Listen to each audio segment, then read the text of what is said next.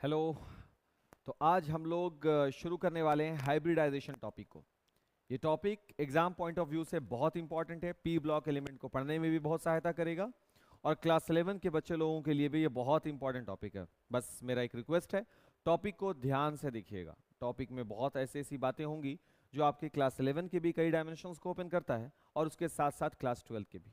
बहुत सारे बच्चे ऐसे हैं जो पढ़ाई कंप्लीट भी हो जाता है फिर भी हाइब्रिडाइजेशन से टॉपिक को नहीं समझ पाते। टॉपिक नहीं समझ पाने के पीछे बस एक ही कारण है बाबू, वो कारण है कंसंट्रेशन की कमी। और कंसंट्रेशन बनाकर रखने के लिए यह जरूरी है कि आप उस टॉपिक के महत्व को जानें। और इसीलिए हाइब्रिडाइजेशन टॉपिक को समझाने के लिए हम सबसे पहले आपसे बात करेंगे कि इसकी जरूरत हमें क्यों है, और इवन बात करने से भी अच्छा रहेगा कि हम उसको यहां पर दिखलाएंगे आपके सामने कि हाइब्रिडाइजेशन का कॉन्सेप्ट है क्या। दरअसल प्रसंकरण, हिंदी में से प्रसंकरण बोला जाता है, इसका कॉन्सेप्ट है क्या। जैसे जनरली होता यह है कि हम लोग हाइब्रिडाइजेशन सीधे शुरू कर देते हैं पढ़ाना, बट ऐसा है नहीं बाबू। पहले आपको यह जानना है कि आखिर हमें यह पढ़ना क्यों जरूरी है, और जब यह समझ में आ जाएगा कि हाँ इस लॉजिक को समझने के लिए हाइब्रिडाइजेशन जरूरी है, तब हम इसके प्रसंकरण के सारे टॉपिक्स को छुएंगे। हम आपको बता देना चाहेंगे कि प्रसंकरण के टॉपिक में sp प्रसंकरण, sp2 प्रसंकरण, sp3 प्रसंकरण, sp3d और sp3d2 प्रसंकरण क्या होता है हम उसको जानेंगे। इसके साथ साथ सिग्मा तथा पाई बॉन्ड क्या होता है हम उसको भी समझेंगे। इस 30-40 सेकंड में या 1 मिनट के अंतराल में हम आपको ये सब बता दिए कि हम लोग अपने इस वीडियो में क्या कुछ नहीं देखने वाले हैं, है ना। सब टॉपिक देखेंगे बाबू। प्रसंकरण को देखेंगे, हम लोग प्रसंकरण के प्रकार को देखेंगे जो 5 टाइप होते हैं, sp, sp2, sp3, sp3d और sp3d2। इन सभी प्रसंकरणों को देखेंगे। इसके अलावा हम लोग आबंध यानी बंधन के बारे में भी बात करेंगे जो कि सिग्मा और पाई बॉन्ड होते हैं। और इससे होगा दरअसल ये, ज्यादा डेप्थ में जाकर बात बिल्कुल नहीं होने वाली है, बात एकदम इजी वे में हम बात करेंगे, बस उतना ही जितना कि बिहार बोर्ड के सिलेबस में और जितना इंटर तक के लिए आपको समझने की आवश्यकता है। ठीक है, ज्यादा समय नहीं गवा करके चलिए वीडियो लेक्चर शुरू करते हैं।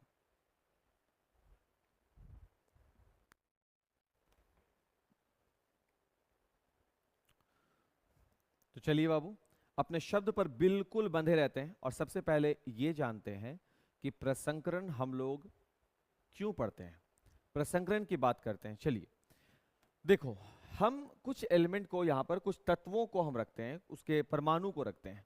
जैसे एक है बेरिलियम, नाम तो सुना ही होगा ना। एक हो गया बाबू बोरोन और एक हो गया बाबू कार्बन। बेरिलियम का परमाणु संख्या कितना हम यहां पर शो कर रहे हैं, हम यहां पर कितना शो कर रहे हैं 4, इसलिए इसका इलेक्ट्रॉनिक विन्यास 1s2 और साथ में 2s2 होगा। सही है। अगर बाबू हम इसके ऑर्बिटल निरूपण को जाएं, जो कि हम ये उम्मीद लगाते हैं कि आप क्लास 11 में पढ़ चुके होंगे, उस ऑर्बिटल निरूपण में अगर हम जाते हैं तो 1s कितना है, 2 इलेक्ट्रॉन है, और 2s के पास कितने इलेक्ट्रॉन है भाई, 2। और दूसरी कक्षा में बाबू पी ऑर्बिटल भी तो होता है, लेकिन इसका पी ऑर्बिटल में कोई इलेक्ट्रॉन नहीं है, खाली है।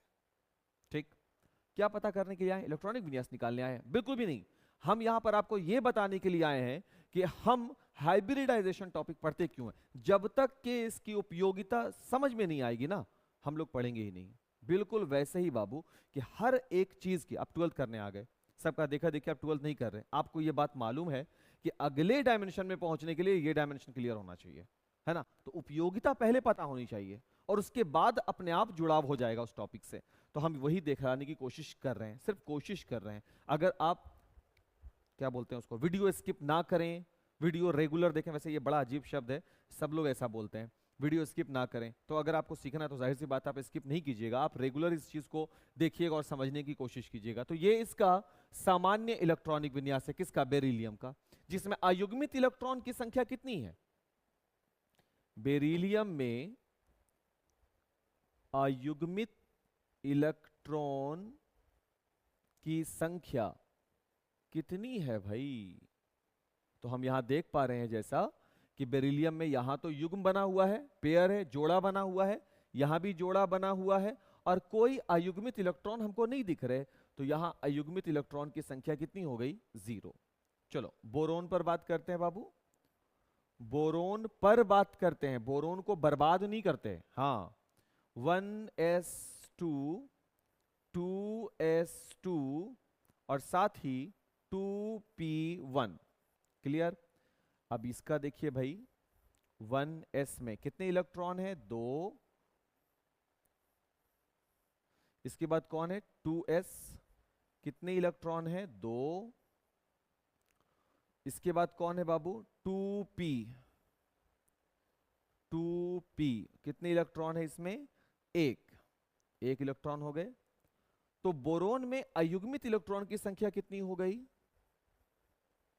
बोरोन में अयुग्मित इलेक्ट्रॉन की संख्या कितनी हो गई? तो हम जवाब देंगे सर इसमें अयुग्मित इलेक्ट्रॉन की संख्या हमको साफ दिख रही है, 1।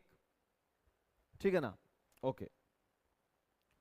इसके बाद बात आता है कार्बन का, 1s2 2s2 2p2, क्योंकि हमको 6 करना है बाबू। ऑफ बाउ प्रिंसिपल ही आप 11th में पढ़े होगे, ऑफ बाउ प्रिंसिपल एकदम शुरुआती लेक्चर में ही सब इलेक्ट्रॉनिक विन्यास वगैरह आपको, अब फिर 10th में भी तो आप इलेक्ट्रॉनिक विन्यास सीख कर आते हो ना, तो 10th में भी आप इलेक्ट्रॉनिक विन्यास निकालने के लिए बाय यूजिंग ऑफ बाउ प्रिंसिपल आप ये काम कर चुके होंगे।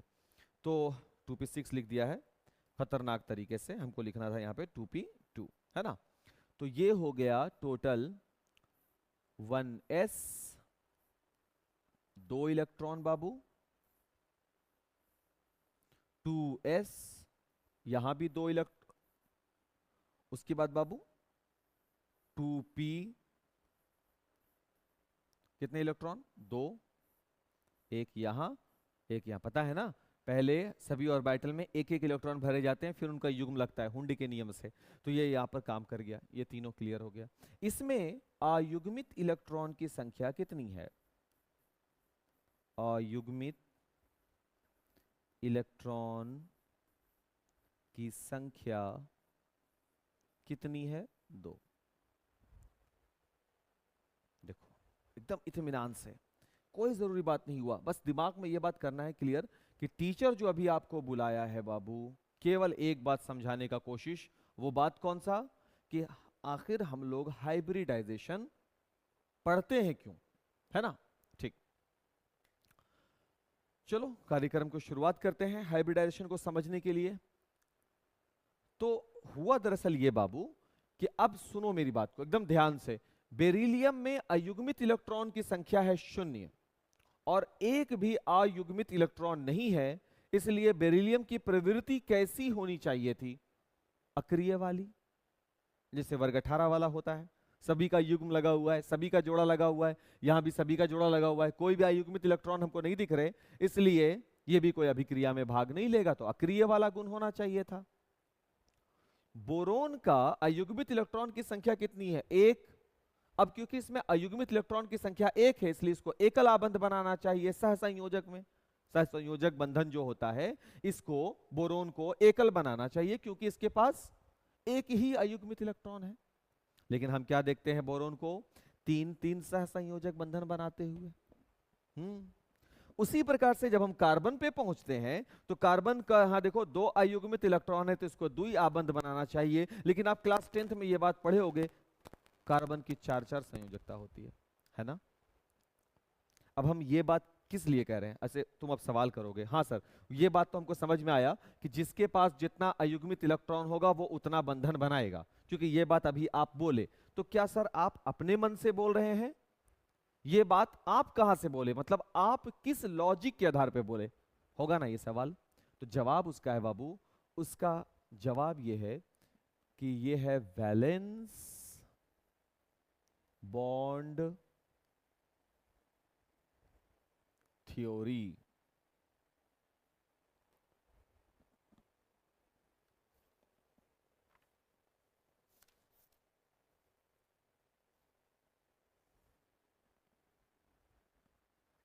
तो ठीक है, फिर उसको रख दो।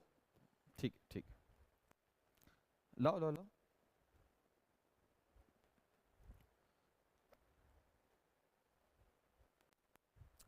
जरूरी है।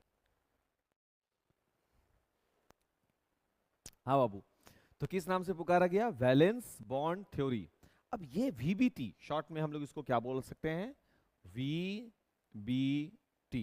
तो सर अपने मन से कोई लेक्चर नहीं दे रहे थे, सर वीबीटी के आधार पर बता रहे थे कि किसी भी परमाणु के लिए उसके इलेक्ट्रॉनिक विन्यास का जब हम ऑर्बिटल निरूपण करें तो उसमें अयुग्मित इलेक्ट्रॉनों की संख्या जितनी होगी वह उतना ही आबंध बनाता है। तो फिर क्या, कार्बन यहां 2 है तो इसको 2 आबंध बनाना चाहिए अकॉर्डिंग टू दिस, बट वो बना रहा है 4। इसका मतलब ये हुआ कि क्या ये थ्योरी गलत है, यह कार्बन अपवाद है? अगर कार्बन अपवाद है तो चलो बोरोन की बात करते हैं, इसमें अयुग्मित इलेक्ट्रॉन की संख्या 1 है तो इसके अकॉर्डिंग एकल आबंध बनाना चाहिए था, बट ये त्रिआबंध बना रहा है। अगर ये त्रिआबंध बना रहा है तो क्या ये अपवाद है या ये गलत है? दो का अपवाद यहीं पर हो गया, बैक टू बैक। इसका मतलब यहां जाइए बेरिलियम पर, इसमें एक भी अयुग्मित इलेक्ट्रॉन नहीं है तो इसके अनुसार इसका कोई आबंध नहीं दिखेगा। लेकिन बेरिलियम क्या कर रहा है? बेरिलियम कर क्या रहा है? इसके साथ 2 बॉन्ड बना रहे हैं ये भाई साहब। तो ऐसा क्यों कर पा रहा है ये? ऐसा क्यों कर पा रहा है ये? इसका मतलब या तो इसके साथ कुछ अपवाद वाली बात होगी या फिर ये थ्योरी गलत होगी। आ रही है बात समझ में? इसी चीज को क्लियर करने के लिए, इसी चीज को क्लियर करने के लिए 2 लोगों का नाम आता है। बात करेंगे उन 2 लोगों का, पहले बात तो समझो, यहां तक तो पहले क्लियर लो। चलिए बाबू, कुछ गार्जियन वगैरह आ जाते हैं तो हो जाता है, खैर कोई नहीं। तो अयुग्मित इलेक्ट्रॉनों की संख्या के आधार पर तो उसकी व्याख्या नहीं हो पा रही है, सामान्य अवस्था में तो नहीं हो पा रही है भाई। क्योंकि अगर सामान्य अवस्था के हटकर बात करें तो कार्बन जो है वो चतुराबंध बनाता है बाबू, है ना। बोरोन जो है वो त्रिआबंध बनाता है, और बेरिलियम जो है बाबू वो द्विआबंध बनाता है। क्लियर? अब इन समस्याओं को, जो ये सामान्य अवस्था है, जनरल स्टेट है ये सामान्य अवस्था, और सामान्य अवस्था लॉजिकली सेट नहीं हो रहा, यहां 0 यहां द्विआबंध, यहां 1 यहां त्रिआबंध, यहां 2 यहां चतुराबंध। इसके लिए 2 बंदे हैं, एक का नाम पॉलिंग और दूसरे का नाम है स्लैटर। क्या नाम बताया गया बाबू? एक बंदे का नाम पॉलिंग, दूसरे का नाम स्लैटर। इन्होंने बताया कि ऐसे लॉजिकल चीजों को ठीक करने के लिए हाइब्रिडाइजेशन नाम का एक कॉन्सेप्ट दिया। हाइब्रिडाइजेशन में होता क्या है कि S और P अति व्यापन में आ जाते हैं। अति व्यापन का मतलब होता है ओवरलैपिंग कर जाते हैं, आच्छादित कर जाते हैं, एक दूसरे में मिल जाते हैं, ऐसे समझे, मिल जाते हैं। आ रही है बात समझ में? और इस वजह से इनके अयुग्मित इलेक्ट्रॉनों की संख्या बदल जाती है, और अयुग्मित इलेक्ट्रॉनों की संख्या के बदलने, जी लिखिए ना।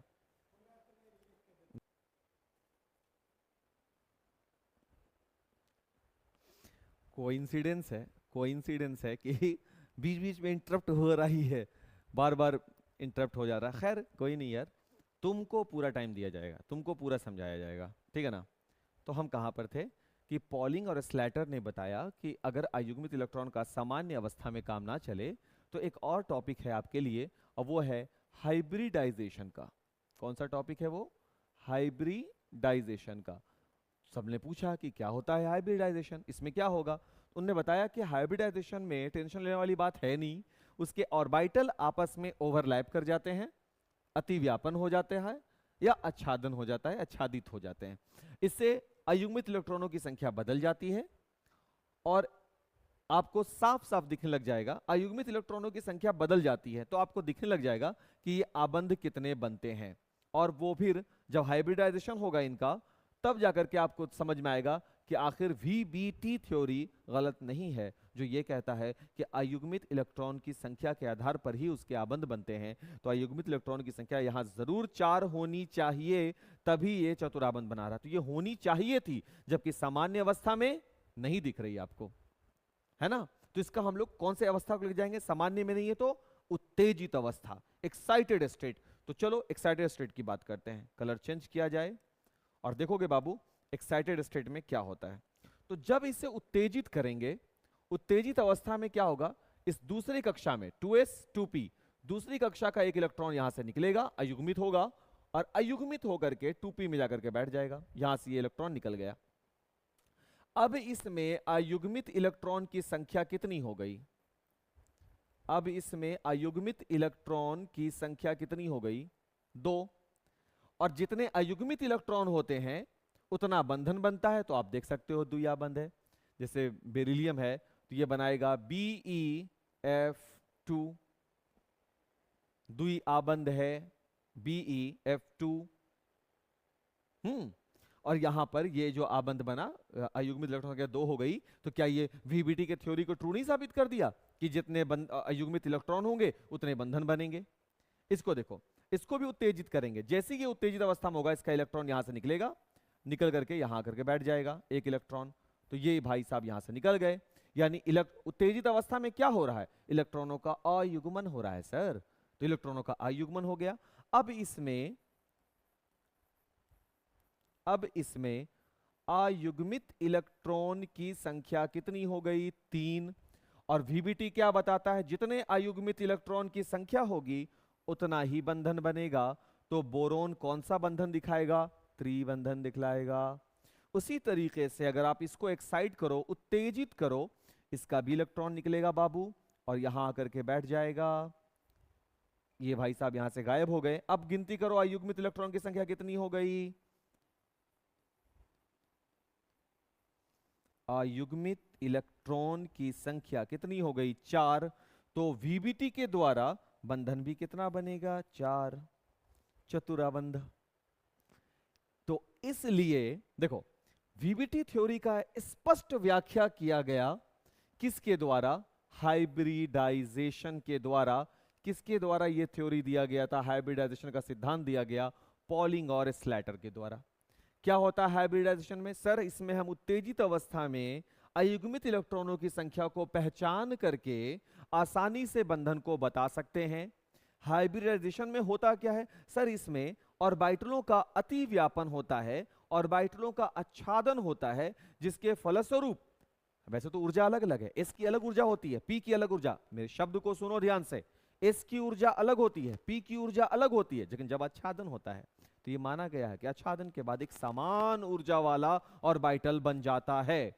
समान ऊर्जा वाला ऑर्बिटल। वैसे तो अभी हम टॉपिक में और बातें करेंगे, बट फिलहाल इतना सा बात समझो कि अगर ये s ऑर्बिटल है और अगर ये p ऑर्बिटल है, तो ये वाला, तो s और p ऑर्बिटल का ये हो गया आच्छादन, ये s और p ऑर्बिटल का हो गया, s और p ऑर्बिटल का हो गया ओवरलैपिंग। इस ओवरलैपिंग से क्या बना? स्क्रीन पे आ रहा है ना? इस ओवरलैपिंग से क्या हुआ? p ऑर्बिटल का ये वाला सेक्शन जिसमें s जुड़ गया थोड़ा सा बड़ा हो जाएगा और इस तरफ वाला सेक्शन थोड़ा सा छोटा ही रह जाएगा। ये हो गया इसका आच्छादन। ठीक है ना?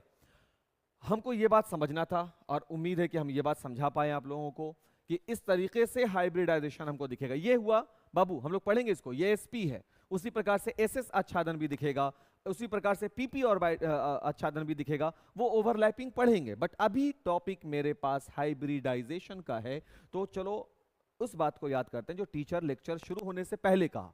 क्या हम कहते हैं? सबसे पहले कि आज हम प्रसंकरण सीखेंगे? बिल्कुल भी नहीं। हम ये कहा था प्रसंकरण के उपयोगिता को पहचानेंगे, और अगर हम इसकी उपयोगिता को क्लियर कर पाए हैं तो अब हम आपको बता पाएंगे, और शायद हम ये बात लिख भी देंगे तो अब आप बोलिएगा कि हाँ आप सही बता रहे हैं, कि S और P के एक एक घर का हो गया ना, तो इसको हम लोग नाम देंगे S और P। यहां देखो बाबू, S से चला और P का 2 घर, 2px और 2py दोनों इन्वॉल्व है, तो ये बनेगा sp2 प्रसंकरण। यहां देखो एक S का और P का 3 घर चला गया, यानी इस तरह के प्रसंकरण को हम लोग बोलेंगे sp3 प्रसंकरण। और एग्जाम्पल के तौर पर भी हम ये बात आपको बता पाए, प्रसंकरण ओवरलैपिंग है ना, मिक्सिंग, sp मिक्सिंग हो गया, s और p का यहां पर एग्जांपल है। d का भी होता है, जैसे s और p का हुआ है तो s और p तो sp, x और 2 गो p तो sp2, s और 3p 2px 2py और 2pz sp3। उसी प्रकार से s भी हो, p भी हो और d की भी इन्वॉल्वमेंट हो जाती है, तो वो प्रसंकरण बन जाता है sp3d।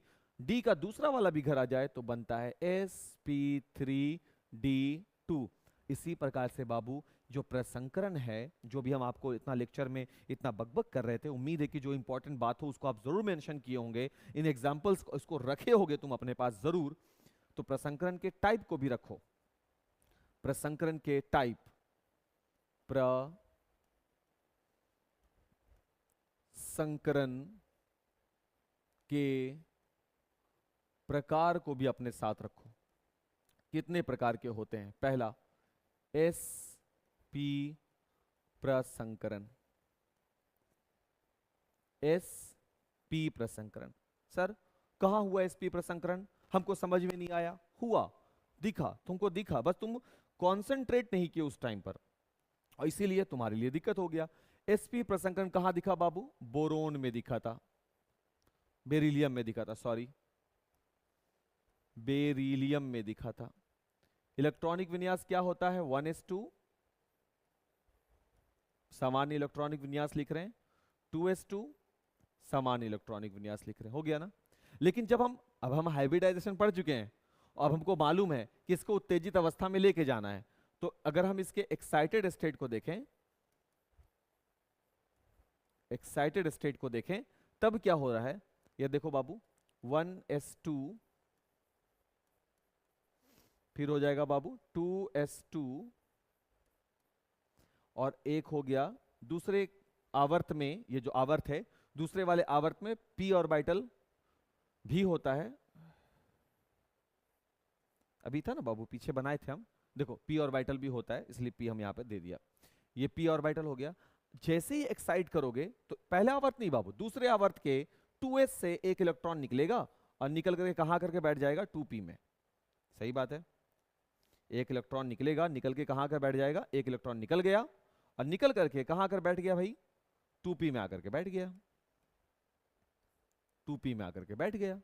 अयुग्मित इलेक्ट्रॉन की संख्या कितनी हो गई? 2। अब हम इसको नाम क्या दे रहे हैं? sp दे रहे हैं ना। अयुग्मित इलेक्ट्रॉन की संख्या कितनी है? ध्यान दो बाबू, उत्तेजित अवस्था में, उत्तेजित अवस्था में अयुग्मित इलेक्ट्रॉन की संख्या कितनी है? 2। तो आबंध कौन सा बनाएगा? ये आबंध कौन सा बनाएगा? द्वि आबंध बनाएगा, है ना। और बाबू अगर द्वि आबंध बनेगा, अगर द्वि आबंध बन रहा है, तो वो प्रसंकरण कौन सा है? प्रसंकरण कौन सा है? तो जवाब देंगे सर एक s है और एक p की इन्वॉल्वमेंट है, तो sp प्रसंकरण है। यानी द्वि आबंध के लिए हम sp प्रसंकरण बोल सकते हैं, बोल सकते हैं ना। और बाबू एक और बात है इसमें, वो बात ये है कि द्वि आबंध के लिए जो सर आप sp प्रसंकरण बोल रहे हैं, तो इस sp प्रसंकरण में एक 2s तथा एक 2p, 2p, एक 2p, और वो 2p का कौन सा हिस्सा है? 2px, है ना, शामिल है, शामिल है। और इसीलिए इस प्रसंकरण का नाम है क्या? s, एक 2s से और एक p से, तो s एक p एक, दो द्वि आबंध बनेंगे। और जब जब द्वि आबंध की बात होगी तब तब कौन सा हाइब्रिडाइजेशन हुआ होगा? sp हाइब्रिडाइजेशन हुआ होगा। क्या आप समझ पाए? बेशक समझ पाए होगे। तो अब चलो दूसरा प्रसंकरण देखेंगे। एक तो हो गया क्लियर, दूसरा वाला देखो भाई, sp के बाद दूसरा कौन सा है? sp2 प्रसंकरण, हाइब्रिडाइजेशन। बोरोन 5, सामान्य इलेक्ट्रॉनिक विन्यास 1s2, 2s2, 2p1।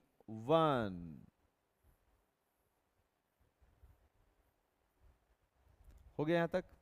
ये सामान्य है, लेकिन हमको सामान्य से क्या मतलब? हम तो हाइब्रिडाइजेशन पढ़ रहे हैं सर, हमको सामान्य से कोई मतलब नहीं है, हम तो एक्साइटेड स्टेट में देखेंगे, है ना बाबू। थोड़ा सा इसको हम इधर कर रहे हैं ऐसे। हाँ, हम किसको देखने वाले हैं? हम एक्साइटेड स्टेट को देखेंगे। चलिए सर एक्साइटेड स्टेट में आ जाइए। तो पहले तो बाबू वही होगा, 1s2 का डब्बा हो गया, उसके बाद 2s2 का डब्बा हो गया, है ना, उसके बाद 2p1 का डब्बा हो गया। लेकिन है तो एक्साइटेड स्टेट, जैसे ही एक्साइट किया हम कलर चेंज कर रहे हैं बाबू, ठीक है, हम नहीं कलर चेंज कर रहे हैं, पेन का कलर चेंज हो रहा है। तो यहाँ से इलेक्ट्रॉन निकलेगा और निकल करके कहाँ जाके बैठ गया, एक एस ऑर्बिटल से निकला और वो 2p वाले सेक्शन में जाके बैठ गया, यहाँ से निकल गया बाबू, ये अब रहा नहीं यहाँ। तो इसमें अब अयुग्मित इलेक्ट्रॉन आपको कितने दिखे, देखो इसमें अब आपको अयुग्मित इलेक्ट्रॉन कितने दिखे, अयुग्मित इलेक्ट्रॉन कितने हैं, 1 2 3, 3 हो गए। आबंध कौन सा बनेगा बाबू, जितने अयुग्मित इलेक्ट्रॉन उतना ही सहसंयोजक बंधन, यानी के वीबीटी के थ्योरी के आधार पे 3, तो ये हो गया त्रिआबंध, त्रिबंधक भी बोल सकते हो। और प्रसंकरण कौन सा होगा, तो देख करके ही तुम बता दोगे कि सर कितने कितने की इन्वॉल्वमेंट है। एक 2s है, एक 2s है, 2s से एक है, और 2p से 2 की इन्वॉल्वमेंट है, तो sp2 प्रसंकरण है।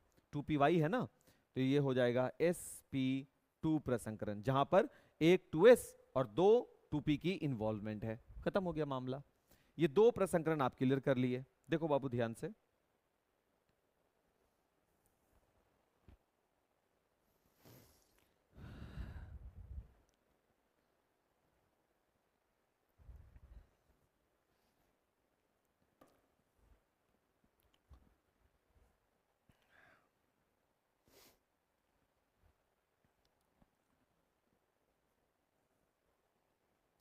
चलिए बाबू अब तीसरा देखते हैं ना, मजा आ रहा है ना, अरे भाई मजा आ रहा है समझने में, अगर मजा आ रहा है तो इस वीडियो को ज्यादा से ज्यादा शेयर कीजिए। यस, हम भी देखना चाहते हैं कि कहाँ तक ये वीडियो पहुंच पाता है, पहुंचता भी है या सिर्फ गुवासा शेखपुरा में घूम करके रह जाता है वीडियो, सही है ना। तो थोड़ा सा इसको भी छलांग लगाने दो, देखो थोड़ा वो क्या बोलते हैं उसको, हाई जंप में जाने दो वीडियो को। हाँ, कमेंट की जरूरत नहीं है, हाँ वो चाहिए हमको, उसको क्या बोलते हैं, शेयर, लगाओ छलांग इसको वीडियो को, ज्यादा ज्यादा शेयर करो। sp3 प्रसंकरण क्या है, अब sp3 प्रसंकरण को समझने के लिए हम किसके पास पहुंचेंगे, कार्बन के पास। कार्बन का सामान्य इलेक्ट्रॉनिक विन्यास 1s2 2s2 2p2 हो गए। p का 3 घर होता है ना, सॉरी, अब ठीक है, ये गलत हो गया था बउआ।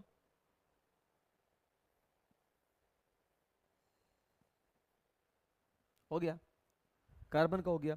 लेकिन हम किसको पढ़ रहे हैं, यहां पर कार्बन का 2 ही है, हम हाइब्रिडाइजेशन पढ़ रहे हैं।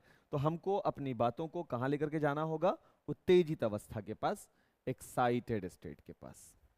एक्साइटेड स्टेट, उत्तेजित अवस्था में क्या होगा, 1s2 बन गया 1s2, 2s2 बन गया 2s2,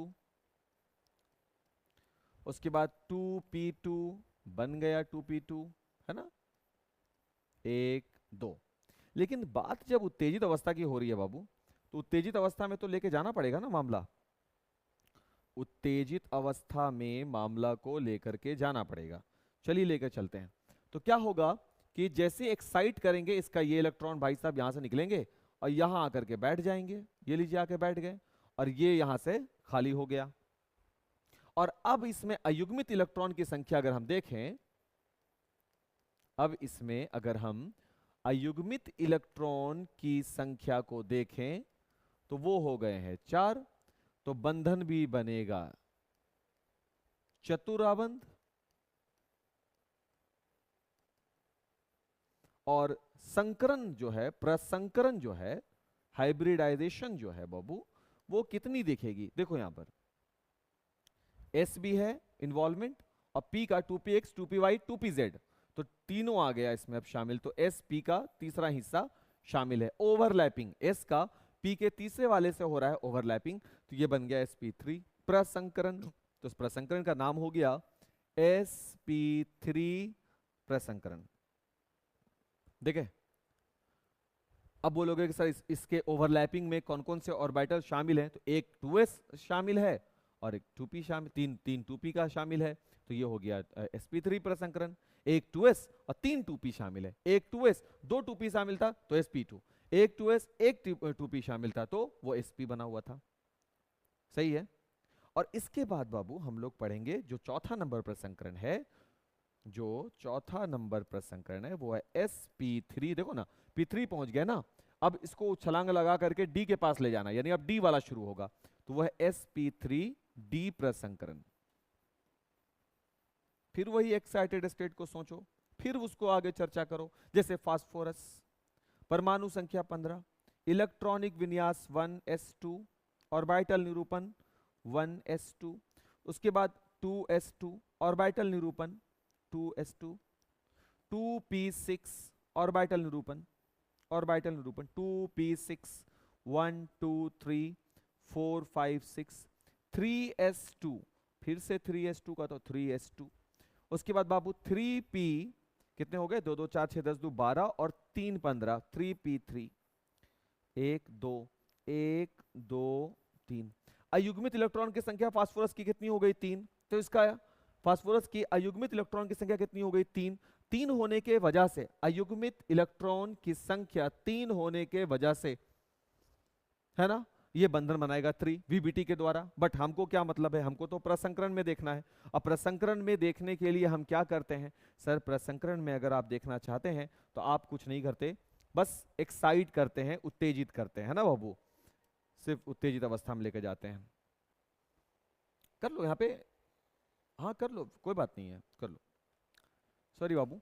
तो हम क्या कहाँ पे बात करते हैं, हाँ कि हम प्रसंकरण को देख रहे हैं, और इस प्रसंकरण को देखने के लिए हमको किसके पास जाना होगा बाबू, एक्साइटेड स्टेट के पास जाना है, उत्तेजित अवस्था। तो हम क्या बता रहे थे कि हम यहाँ पे 3s 3p है ना, तो तीसरे आवर्त की अगर बात करें तो तीसरे आवर्त में तो d ऑर्बिटल भी होता है, तो तीसरे आवर्त के पूरे सिर्फ तीसरे आवर्त को हम यहाँ पे सजाते हैं, जैसे 3s2 होगा, 3p3 है तो वो होगा, और साथ में बाबू 3d भी तो होगा। तो 3s के पास एक डब्बा होगा, 3p के पास बाबू 3 डब्बा होगा जिसमें एकल इलेक्ट्रॉन रखा हुआ है, 3d के पास अभी कोई इलेक्ट्रॉन नहीं है, कोई इलेक्ट्रॉन नहीं है। अब अगर हम, क्योंकि इसको एक्साइट करने की बात कर रहे हैं प्रसंकरण के दौरान, तो हम क्या होगा, जैसे इसको एक्साइट करेंगे, इसका ये वाला इलेक्ट्रॉन 3s ऑर्बिटल वाला इलेक्ट्रॉन निकलेगा और जाकर के 3d में जाकर के यहाँ पर बैठ जाता है। ठीक है, बहुत बहुत आराम से निकलता बाबू, निकला और जाकर के कहाँ जाकर बैठ गया है, 3d में जाकर बैठ गया, तो ये यहाँ से खाली हो गया। अब इसमें अयुग्मित इलेक्ट्रॉन की संख्या कितनी हो जाती है, 1 2 3 4 5, है ना। और प्रसंकरण कहां से कहां तक दिखा, देखो प्रसंकरण यहाँ पे प्रसंकरण कहां से कहां तक दिखा, s की इन्वॉल्वमेंट है, p3 की बीच में देखो इन्वॉल्वमेंट है, और साथ में d का पहला ही है, तो ये पूरा का पूरा प्रसंकरण जो है वो कौन सा है, sp3d प्रसंकरण है ना, क्लियर बात। और सबसे लास्ट में जो हमको पढ़ना है, उसको हम लास्ट बल्कि यहीं पे बनाएंगे, वो है हम लोगों का sp3d2 प्रसंकरण। बिल्कुल, अब तुमको समझ में आ रहा होगा d2 कैसे बनने वाला है। सल्फर रख लेते हैं बाबू, इलेक्ट्रॉनिक विन्यास 1s2, 2s2, 2p6, 3s2, 3p4। अब 3p4 है, तो हुआ दरअसल ये बाबू, यहां पर देखो s में 2 इलेक्ट्रॉन, s में 2, p में 6 रखने हैं, पहले एक एक भराएंगे फिर 2 2 भराते हैं, हुंड के नियम से, पता ही होगा तुम लोगों को भाई। s हो गया, ये हो गया p, 4 हैं तो 4 हो गए। लेकिन हमको तो इससे मतलब नहीं है, हमको किसके पास जाना है, एक्साइटेड स्टेट के पास जाना है। और जब हम बाबू उत्तेजित अवस्था के पास गए तो क्या दिखा, उत्तेजित अवस्था में जब हम गए, सिर्फ तीसरे आवर्त को हम लेकर आते हैं सामने में, तो ये हो गया बाबू 3s2 का डब्बा, उसके बाद 3p4 का डब्बा, और उसके बाद बाबू एक आवर्त, तीसरे आवर्त में एक जो ऑर्बिटल है d वाला, 2 3 4 और 5, वो भी रहेगा, तो लग गया यहां पर। अब हमको एक्साइटेड स्टेट में इलेक्ट्रॉन्स को देखना है। देखो पहले तो 3s में 2 हैं, p में 4 थे, 1 2 3 और 1 4 हैं। उत्तेजित अवस्था में क्या हुआ, इसका एक इलेक्ट्रॉन यहां से निकला और यहां जाकर के बैठ गया, यानी एक इलेक्ट्रॉन इसका यहां से खाली हो गया, ये वाला निकल गया, इसलिए मैं आपको एरो दिखला दिया। दूसरा वाला इलेक्ट्रॉन और उत्तेजित करें तो एस वाले से भी इलेक्ट्रॉन निकले और वो जाकर के डी के दूसरे वाले घर में जाकर बैठ गए, यानी यहां से भी एस वाले से भी एक इलेक्ट्रॉन निकल गया, तो इलेक्ट्रॉनों का अयुग्मन हुआ और इलेक्ट्रॉन इस तरीके से दूसरे ऑर्बिटल तक पहुंच गए।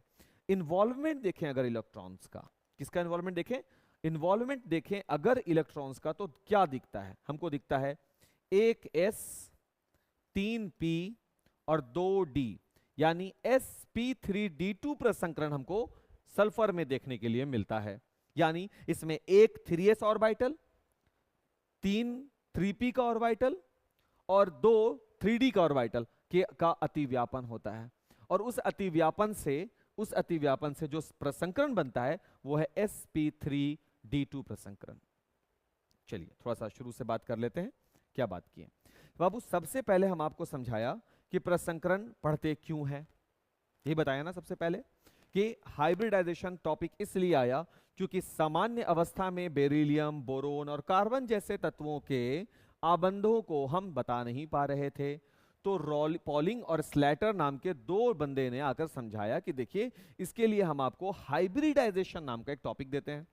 और हाइब्रिडाइजेशन टॉपिक में हुआ क्या दरअसल कि इलेक्ट्रॉन्स जो थे वो अपने उत्तेजित अवस्था में अपनी कक्षा से अयुग्मित अपने ऑर्बिटल से अयुग्मित होते थे और अपने निकटवर्ती ऑर्बिटल में प्रवेश कर जाते थे। एस से निकले और नजदीकी पी वाला मिला, पी में चले गए, एस से अयुग्मित हुए पी में चले गए, एस से अयुग्मित हुए पी में चले गए, और अयुग्मित इलेक्ट्रॉनों की संख्या बढ़ जाती है। और जिस प्रकार से आबंध की सहसंयोजक आबंध की व्याख्या हो पाती है, अर्थात वैलेंस बॉन्ड थ्योरी की व्याख्या हाइब्रिडाइजेशन से हो पाती है। हाइब्रिडाइजेशन वह सिद्धांत है, वह प्रक्रिया है जिसके द्वारा अलग अलग ऑर्बिटलों का आच्छादन देखने के लिए मिलता है। और हाँ, इस आच्छादन के बाद क्योंकि अलग अलग ऑर्बिटल हैं तो इनका ऊर्जा स्तर भी अलग अलग होगा, लेकिन अलग अलग ऑर्बिटल के आच्छादन के बाद जो नया बनता है ना, वो एक समान एक जैसा ऊर्जा का रूप बनाकर ऑर्बिटल बनाता है, इसका ध्यान रखिएगा। और इसके बाद हम लोग पढ़े टाइप्स, कितने प्रकार के प्रसंकरण होते हैं। पहला है sp, जिसमें एक s का और एक p का आपस में अतिव्यापन हो जाए। sp2, एक s और 2p दोनों का हो जाए। यहां पर देखिए बाबू तीसरा था sp3, एक s और p के तीनों ऑर्बिटल इन्वॉल्व हों। sp3d, एक s 3p के और d के, sp3d2, एक s के 3p के और d के 2। इस प्रकार से बाबू हम लोग आज के इस टॉपिक में प्रसंकरण क्या है, इसकी उपयोगिता क्या है, क्यों जरूरी है पढ़ना, और इसके टाइप्स कितने हैं, उसका व्याख्या आपके सामने करने में शायद सफल हुए हैं। वीडियो अच्छा लगा हो तो कमेंट और शेयर करें, कमेंट से ज़्यादा शेयर करें, अच्छा रहेगा मेरे लिए भी, और इंफॉर्मेटिव है तो ज़्यादा से ज़्यादा लोगों तक पहुँचे, और क्या चाहिए आदमी को। और बाबू अगर ये वीडियो अच्छा लगा होगा, कमेंट अगर अच्छा करते हैं आप लोग कि हाँ सर वीडियो समझ में आया है, तो हम इसका पार्ट 2 लेक्चर बताएंगे, क्योंकि इसके पार्ट 2 लेक्चर में बाबू हम लोग बात करेंगे सिग्मा बॉन्ड और पाई बॉन्ड की। बहुत इंपॉर्टेंट पॉइंट है, क्लास 11th का तो सब टॉपिक है ही है ये, लेकिन क्लास 12th में अगर आप पी ब्लॉक एलिमेंट में हैं और आप सिग्मा और पाई बॉन्ड नहीं जानते तो अच्छी बात मेरे ख्याल से नहीं होगी, क्योंकि बहुत सारे ऐसा क्वेश्चन, जैसे ऑक्सीजन जो है वो एक गैस है, सल्फर जो है वो ठोस रूप में पाया जाता है, इसकी व्याख्या करो, तो क्या बोलेंगे, जो गैस है वो गैस है, जो ठोस है वो ठोस है। नहीं नहीं नहीं, उसके बॉन्डिंग हैबिट, उसके नेचर के वजह से हम बताएंगे, और वो बॉन्ड कौन सा, किस में सिग्मा बॉन्ड है, किस में पाई बॉन्ड है, इसके आधार पर हम व्याख्या करेंगे। ठीक है, तो मिलते हैं नेक्स्ट लेक्चर वीडियो के साथ, तब तक के लिए थैंक्स फॉर वॉचिंग।